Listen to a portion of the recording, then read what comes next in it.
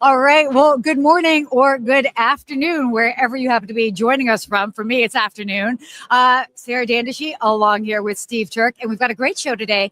Airbnb just made a major hire to run its hotel business, and the person that they picked says a lot about where they think they will be going.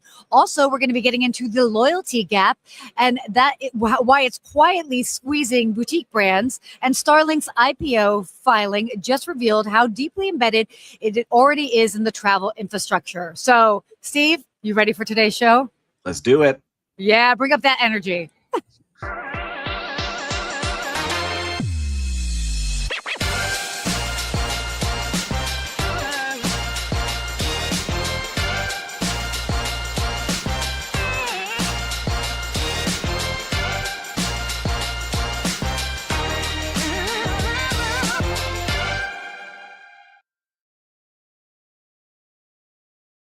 Hey. Well, good morning to you.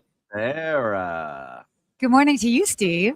Good morning. So you're live. Where are you coming from? Because you're definitely not in your home office. Where are you? I am not. Oh, you got a little bit of a sneak peek here right behind me.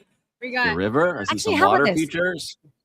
I am in Amsterdam at the Muse Unfold event. It's a one-day event. It is happening today. I'm going to show you. How about this? I'll just take you on a little tour because we're mobile. Oh my gosh! Don't drop your computer. Don't drop your computer. Don't worry. Take a look at all those people behind me. Hello, everybody.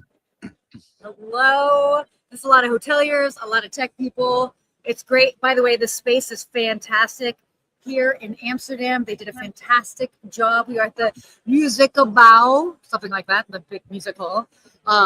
Please don't come at me for my Dutch. But yeah, so we're live and in action and had a great day. I just did a panel talking about creating guest moments with in a digital era and how to use technology to kind of make special magical moments happen, which I think is it's a lot I think of what we talk about, but it's certainly the world that we're living in. Also a lot of big tech announcements, but I'll leave it for them to share that. So it's exciting times. I know you just got off stage. I've seen you on stage before. You always do a fantastic job of getting the crowd excited and motivated and inspired. I'm sure you did today as well. I wish I could be there with you today. It looks like an awesome day in Amsterdam. I've never been, and I would love to visit one day. Maybe next year. Let's next year. Muse. Okay, we'll plant the seed. Okay. Hey, Muse. Okay, Richard, Matt, let's make this happen. Yes. All right. Well, viewers and listeners, I'm coming to you at, if you have an Aura ring, you may know, my readiness score yesterday was 29, and today I've got it up to a 51, which is not good. I've been sick for the last couple of days, but I'm here. I wanted to make sure I was here with all of you. We thought it was the hantavirus. Turns out just a regular old virus. So we're okay. We're good. We're back. Everything's fine. Oh, my gosh. Oh, my goodness. Well, I'm glad you're doing okay and you're feeling better. You're enough to join us. Yes. That's for sure. But, before we dive into today's show, do you want to go ahead and give our first little sponsor mention? I think we definitely should. We always love our sponsors on the show. We appreciate you supporting, and we've got Plusgrade. Before, a quick shout out to them because Plusgrade helps travel companies unlock new revenue through upgrades, premium experiences, and personalized offers across the traveler journey. From airlines to hotels, they're powering a lot of the behind-the-scenes monetization you're seeing across travel today. So come on, guys, learn more at plusgrade.com. Make sure to check out Plusgrade, our fantastic sponsor. Love it. Perfect. Well, I think we should go ahead and dive into today's topics. There's a lot that's going on. This one is pretty exciting. So Airbnb, I love that they say this, just got serious about hotels. There's actually been a lot of discussion today here at Muse Unfold about that. They've got Lou from Airbnb who's been here and kind of talking about that. But in this particular news, Airbnb named Andrea D'Amico, who's 15 years at Booking.com, including as VP and Managing Director of EMEA, overseeing 1,500 employees across 90 offices. So what's interesting is this decision, because again, this is a little bit of an unexpected move, but I wanted to hear your thoughts on this, Steve. Yeah, and I'm curious to hear what they were saying at Muse, if you're allowed to tell us. But look, it's not unknown that Airbnb has been trying to get into hotels more and more. They do own Hotel Tonight, which Correct. is one of those booking platforms that hoteliers love when they need to fill in last minute demand. And it's also shows that Airbnb, this is where they're going to get their growth from. They want to become that travel platform. If you've been on their website recently, you can see that it's changed a lot over the last 24 months, where they're pushing more experiences and things that you can do locally without having to book a home. And so they're really trying to be that travel program for everybody. And I can tell you, just from managing short-term rentals and vacation rentals and now getting into boutique hotels, that vacation rental spot is tough because you can't really, you don't know who that host is going to be, how good they're going to be. It's a lot of refunds, Totally. party homes, not that much security. So if I was getting into this part of the business with Airbnb, I like it. I think that they're going to do well. They're looking for boutique hotels that are one-offs because they know, look, when you have a Marriott, Hyatt, Hilton, and when we play our Who's Branded It Anyway game later today, they have that booking engine pretty much built in with those big companies. So they're really trying to help and support those unique and cool boutique hotels around the world. So they're going to make a big push. I can see this becoming something very big and pushing. I'm just curious what the benefits are of booking through them instead of booking directly with that boutique hotel. That's what I'm going to be curious to see. Well, I think I see it more. I mean, it's an OTA play. I mean, and hence, I clearly, obviously, hence with the book background. I mean, obviously, booking direct is always the best for everybody. I think every hotel property agrees with that. But in this particular case, it's getting more ability. I think it makes sense. The boutique and hotels see the average Airbnb consumer or guests that would probably be more likely to go for that independent boutique route. I mean, so it's a smart, and obviously this is on the heels of, there's been several different announcements, but they're really continuing to push from Airbnb a sort of one-stop shop where you can book everything. So check first. So I know you're cutting in in and out a little bit, Sarah, which we're going to keep rolling here with you. I hear you on that. So it's going to be interesting to see, because when you book a home right now on Airbnb, right, they don't share the address with you. So you can see the area, so you can't really book directly with that home. It's harder, right? So with a hotel, like a lot of times we'll go search on OTAs. All right, I like that hotel. Let me book directly with them. And it's really hard to book directly a home through Airbnb. Like, they block you from doing certain things, from certain URLs, certain phone numbers. So it's interesting to see what will happen here, but I'm excited to see how it evolves. And there's more and more players in that business. It's a good business to be in. If you can get an audience and you can direct them to the hotels, you're in good shape. So I'm curious to see how she does, because Booking is the big player in hotels, and they've got her now overseeing this. And they demoted some people that were within the company that maybe weren't doing it at such a high level. So we'll see how it goes from there. Hold on, you're on mute now. Listeners, there we go. There she is. Oh my gosh. There we go. There we go. Sorry about that. It looks like we're on break over here. We got a lot of people on their phones. Everybody Wi-Fi a little behind me, but hope this is better. But yeah, again, very, very interesting times indeed. And I think that we're going to see, it's interesting, just like looking at whether it's Airbnb, which is obviously, we've talked about, it's got obviously going more of the OTA direction. But then also seeing where OTAs are in the world of chat and AI. So everybody's just fighting for, how can we get in front of the travel consumer first, and B, them here in our ecosystem. So not too big of a surprise. Yeah, and I think you're going to see a lot of loyalty plays here, because it was one, I think we were talking about a couple episodes ago. If you were to book on Hotel Tonight, they would give you a discount to use on Airbnb next time. So they're going to get people into that flywheel, I think, very quickly, and testing out new things like, hey, Airbnb, you booked a home with us, get a discount now for a hotel. Flywheel. Look at you using some fun language. It's the NyQuil talking. It's working. That definitely is. Yeah, no, we've got a cool discussion coming up here.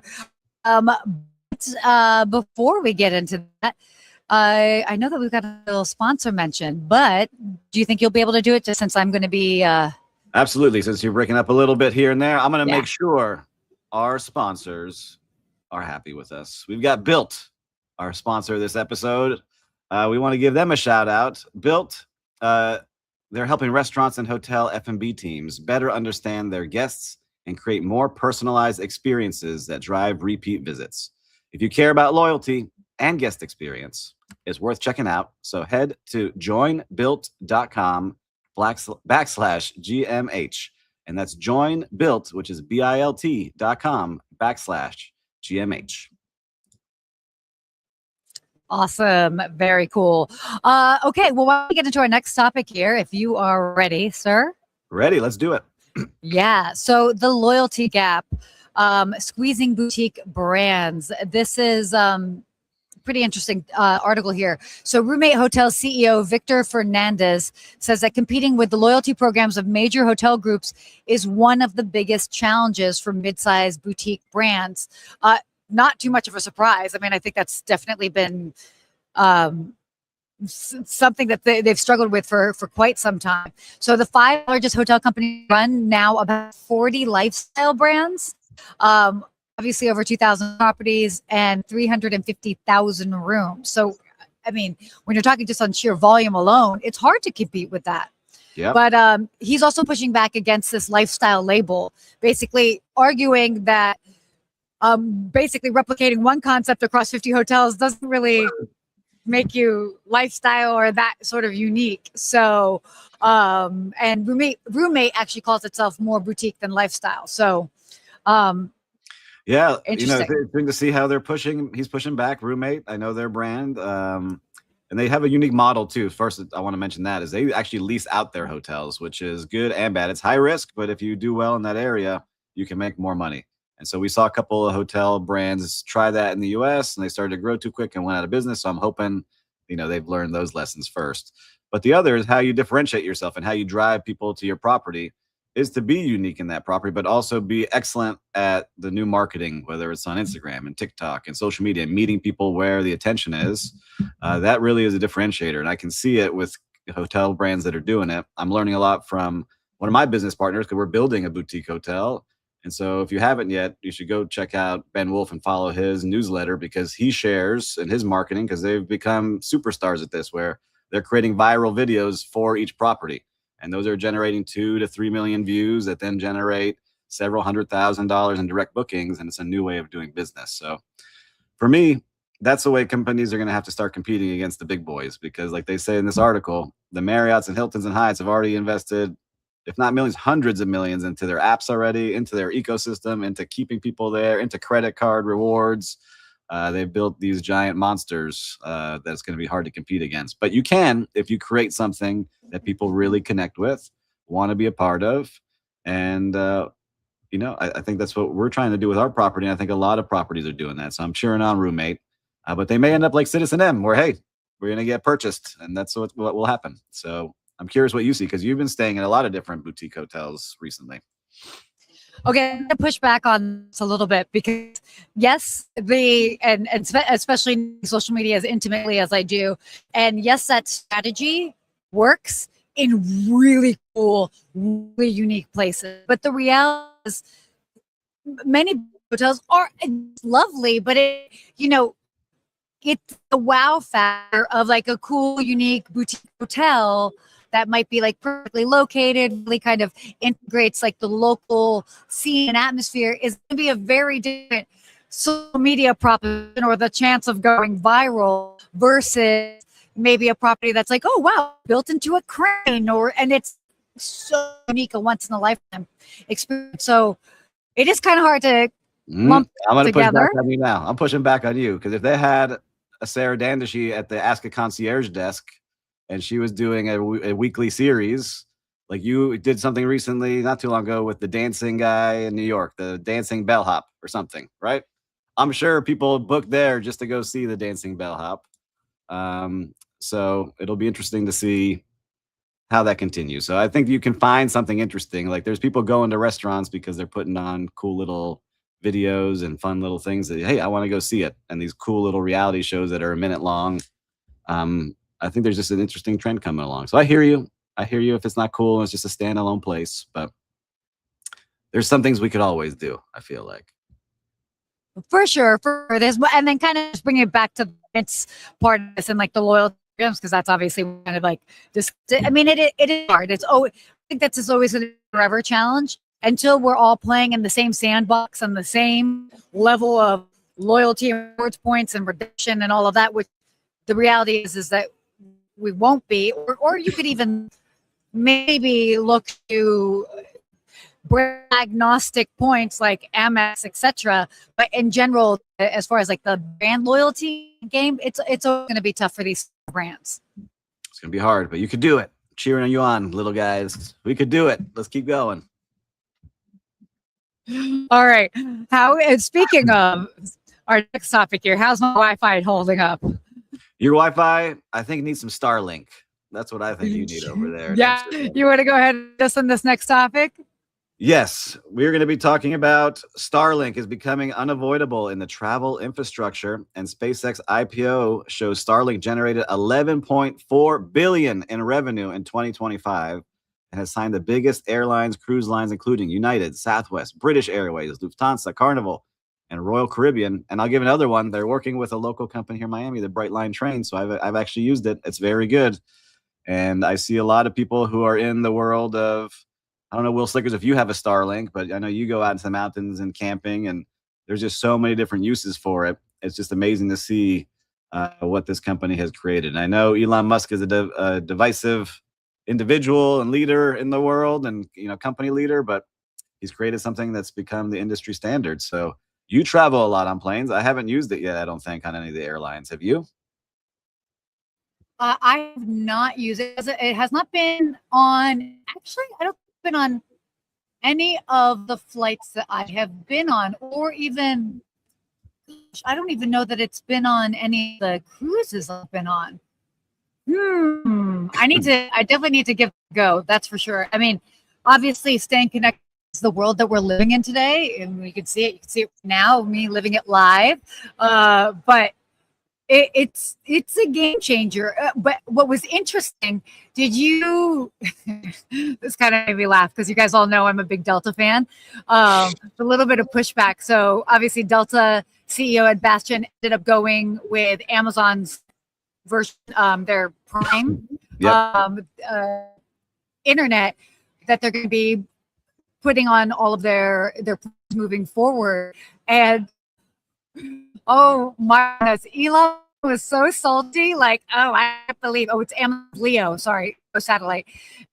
Elon was so salty about it, and it was just like, guys, like you can't be everywhere, But I think it was an interesting move, just because one of the reasons I'm a big fan of Delta is everything they do really is at a high level of service and care and consistency across the board that I don't think any other line really niches. And so to go a route, make me curious, what's Amazon going? What's going on Amazon, Leo? Like, what actually? Yeah. I've never heard of Amazon's product, so will be interesting to see how they put it together. But for all the tech nerds like me, who I run, Wi-Fi speeds all the time, there's a big performance gap versus what we're used to on flights to where it's going. So traditionally, you get megabit speeds with like 500 milliseconds latency. STARLINK delivers 400 megabytes per second. So they're really in a different category to where you could do a live stream from an airplane now, and you could do your video chats and watch things and do things much faster. So, I think we're going to put it in over there in Amsterdam for you. So the next time we're there together, we can do a live show nice and easy, because I think that you're on the legacy Wi-Fi for sure over there. For sure. Which, this is interesting because, and I love that we're even talking about this, because it's the conversation that's happening today at Muse. I mean, a lot of it, we're talking about data. You're talking about AI. You're talking about different tech stacks, how to simplify and streamline our life. And when you think about it, technology is so embedded in everything that we do. And the whole point is for it to be seamless. And when it's seamless, you don't even think about it, right? But Yes. when it's not quite working, does it become super obvious, So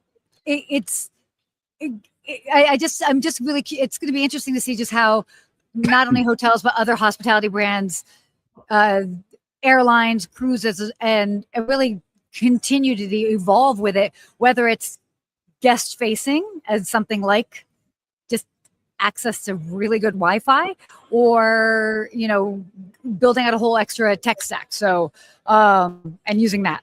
Yeah, it's really cool to see too, because some of these remote hospitality locations, that are on Safari and all these places didn't have Wi-Fi. Now you can have and be able to use these systems. The other part, I kind of liked when I could go on a cruise ship and be like, oh, I don't have Wi-Fi in the middle of the ocean right now, and you get to disconnect for a little while. So we're getting more and more connected, always on. So it's good to have those digital detoxes every once in a while. Totally. Speaking of detoxes, you doing okay over there? Hanging out with you all re-energizes me, but we'll see what the rest of my day looks like after this. Oh my gosh. Well, I know that we're kind of blazing through these topics here, but you ready to go into our fun topic of the day? Whose brand is it anyway? Yeah, my favorite part of the week. Whose brand is it anyway? Where Sarah and I try to guess which sub-brand or what big brand owns this sub-brand, because we talked about it earlier. There's so many brands within these companies. So let's see what we got. We don't know what we're being shown yet today. So whose brand is it anyway? Brought to you by GMH. Everhome Suites. Everhome Suites, first of all. Oh my God. Am I allowed to say this? I'm just going to say it. So first of all, when I look at these and I don't necessarily know the brand, my first thing is, what is up with that logo? It looks like a home base, like a baseball base. Is that what it is? Yeah, I can see that. Well, it also looks like a house. Logo? A house. It's a house. Everhome. Home. I get that. All right. Dude. Well, Everhome, I have no idea. I'm going to go with, hold on. What are the big brands that we always have on here? It's got to be like a European brand. I'm going Accor. You are? Accor. I don't know. I'll just go with IHG. All right. Let's see the answer. Choice Hotel. Choice. Well, then that checks out. All right. Yeah, you know. I got to check the them brand out. Checks out. Everhome. Okay. I'm checking out their website now.